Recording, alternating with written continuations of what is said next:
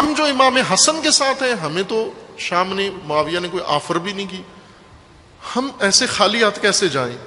لہذا مال غنیمت بھی نہیں ملا، کوئی معاوضہ بھی نہیں ملا، میدان سے چھوڑ کے اتنے دنوں سے گھروں سے باہر کیمپ میں چھونی میں کام کر رہے ہیں، گھر میں کیا لے کے جائیں گے؟ بیوی بچوں کے لیے کیا لے کر جائیں گے؟ لہٰذا انہوں نے کہا کہ تم اپنا ہی لشکر لوٹو، اسی کا مال غنیمت لوٹو، اور امام حسن کے لشکر لوٹ لیا انہوں نے۔ لوٹتے لوٹتے ایک گروہ جس کے ہاتھ میں کچھ بھی نہیں آیا، انہوں نے آپس میں بیٹھ کر یہ دیکھا کہ ہمارا ہاتھ میں تو کچھ بھی نہیں ہے۔ باقیوں نے تو کچھ آدھا لشکر تھا جنہوں نے شامیوں سے وصول کر لیا، آدھے لشکر نے اپنا لشکر لوٹ لیا، ہمارے ہاتھ میں تو کچھ بھی نہیں آیا۔ انہوں نے کہا کہ دیکھو کسی خیمے کے اندر کچھ بچا کھچا ہے یا نہیں۔ خبر ملی کہ صرف ایک جگہ بچ گئی ہے، نہیں لوٹ پڑی، اور وہ خود امام حسن کا خیمہ ہے۔ اس لشکر نے امام حسن کے خیمے پہ حملہ کیا، وہ خیمہ مکمل لوٹ لیا، اور پھر آخرکار بات یہ آ گئی کہ اور کیا، چونکہ اس لشکر میں تو اتنا مال و متاع نہیں تھا، مال غنیمت جو ہمارا پیٹ بھرے، جو ہماری تشفی کرے۔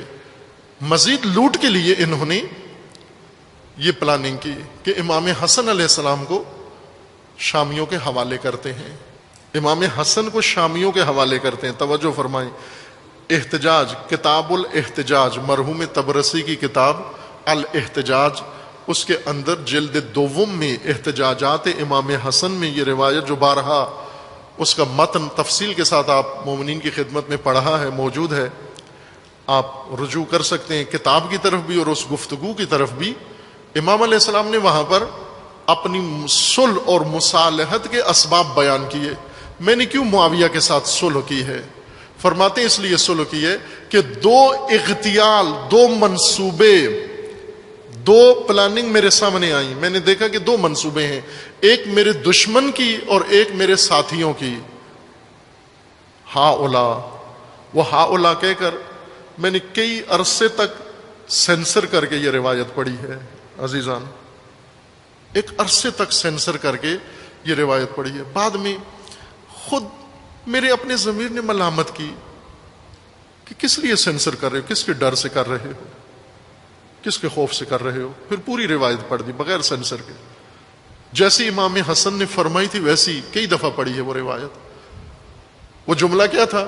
یہیں پر اس روایت میں تھا ہاؤلا سے آگے جرت نہیں ہو رہی تھی پہلے مجھے پڑھنے کے لیے، لیکن پھر پڑھ دی وہ روایت۔ وہ کیا تھی؟ ہاؤلا الذین یقولون انہم شیعتنا، یہ سب جو کہتے پھرتے ہیں کہ یہ میرے شیعہ ہیں، پھر ان کا اغتیال، ان کا منصوبہ، ان کا دام فریب میرے سامنے آیا کہ یہ کیا سوچ رہے ہیں۔ پھر میں نے ان کا منصوبہ سوچا کہ یہ کیا سوچ رہے ہیں۔ دونوں کا جب میں نے رکھ کے پرکھا، موازنہ کیا، اپنے دشمنوں کا اور اپنے شیعوں کے دونوں کے منصوبے دیکھے، تو مجھے دشمن کا منصوبہ بہتر نظر آیا۔ کیوں؟ کہ میرے اپنے شیعوں نے میرے لیے جو منصوبہ بنایا تھا اس کے اندر بہت ذلت تھی، اس لیے میں نے یہ کتاب الاحتجاج میں ہے، کئی دفعہ روایت پڑھی ہے عزیزان من۔ وہ کیا منصوبہ تھا کہ ہم امام حسن علیہ السلام کو پکڑ کے، گرفتار کر کے، رسیوں میں باندھ کے شامیوں کے حوالے کر کے معاوضہ لے لیتے ہیں، اس کے بدلے میں غنیمت لے لیتے ہیں، مال غنیمت لیتے تھے، امام فروشی کرتے ہیں۔ اس سے آگے تو ہمارے پاس اور کوئی راستہ، ہمیں کوئی چیز متاع نہیں ہے بیچنے کے لیے، ہمارے پاس جنگ تو ہونی نہیں ہے، مال غنیمت ملنا نہیں ہے، شام کی طرف سے بھی کوئی ہمیں آفر نہیں ہوئی، آخری اب یہ اپنا لشکر بھی لوگوں نے لوٹ لیا، اس میں بھی کچھ نہیں بچا، آخری متاع ہمارے پاس یہی بچا ہے کہ امام کو دشمن کے حوالے کر کے اس کا معاوضہ لے لیں۔ یہ کن لوگوں نے کیا؟ یہ تاریخ میں وضاحت کے ساتھ لکھا ہوا ہے، بہت دو ٹوک میں، تاریخ نے سینسر نہیں کیا، وضاحت کے ساتھ لکھا ہوا ہے۔ آسان ترین کتاب میں آپ کی خدمت میں عرض کرتا ہوں، بہت ساری تاریخ کی ساری کتابوں میں لکھا ہوا ہے۔ منتہی الاعمال مرحوم محدث قمی کی کتاب ہے، اس کے اندر انہوں نے کھول کے لکھا ہے۔ البتہ جنہوں نے لکھا ہے ساتھ پھر توجیہ بھی کی ہے، اس کی تعویل بھی کی ہے، اس کو اوپر پردہ ڈالنے کی بھی کوشش کی ہے۔ لیکن اصل مطلب بھی لکھ دیا، نام بھی لکھ دیا، طبقہ بھی لکھ دیا، گروہ بھی لکھ دیا۔ وہ کون سے کوفی شیعہ تھے جنہوں نے امام حسین کو فروخت کرنے کا نعوذ باللہ منصوبہ بنایا تھا؟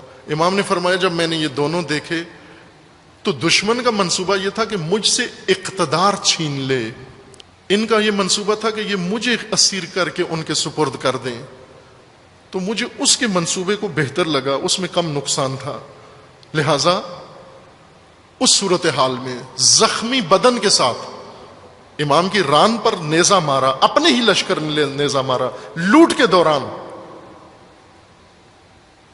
پٹی باندھ کر زخمی جسم کے ساتھ جا کر ان سے پوچھا بھائی کیا چاہتے ہو؟